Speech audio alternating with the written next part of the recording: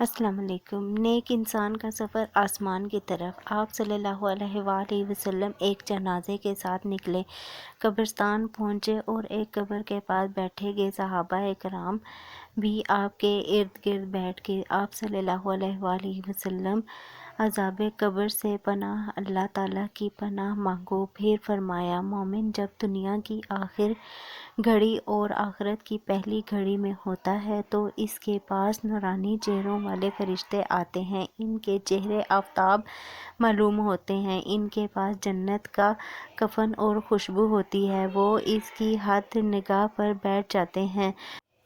پھر ملک النور آتا ہے، وہ اس کے سر کے پاس بیٹھ جاتا ہے اور کہتا ہے، اے پاکیزہ روح، اللہ کی مغفرت اور رضامندی کی طرف چل۔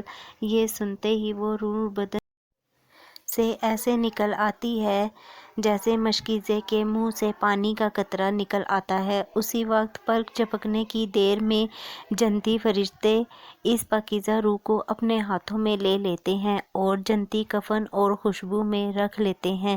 اس سے اتنی عمدہ اور بہترین خوشبو آتی ہے جس کی مثال روئے زمین پر نہیں مل سکتی۔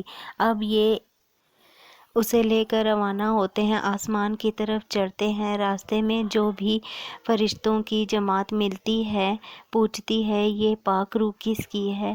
فرشتے اس کا بہتر سے بہتر نام جو دنیا میں مشہور تھا بتاتے ہیں اور کہتے ہیں فلاں بن فلاں ہے، یہاں تک کہ وہ آسمان تک پہنچ جاتے ہیں۔ آسمان کا دروازہ کھلوایا جاتا ہے، دروازہ کھول دیا جاتا ہے۔ آسمانوں تک پہنچنے کے لیے یکے بعد دیگر ہر آسمان کے معزز فرشتوں کی ایک جماعت آتی ہے اور اسے آگے لے جاتی ہے، یوں وہ ساتویں آسمان پر پہنچ جاتے ہیں۔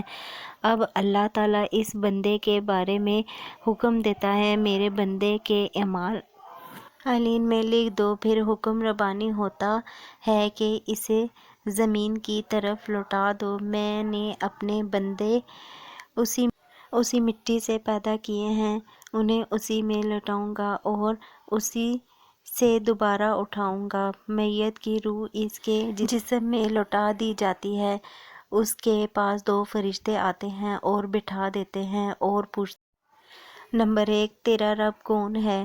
نمبر 2 تیرا دین کیا ہے؟ وہ کہتا ہے، میرا دین اسلام ہے۔ فرشتے پوچھتے ہیں، وہ صحابہ کون تھے؟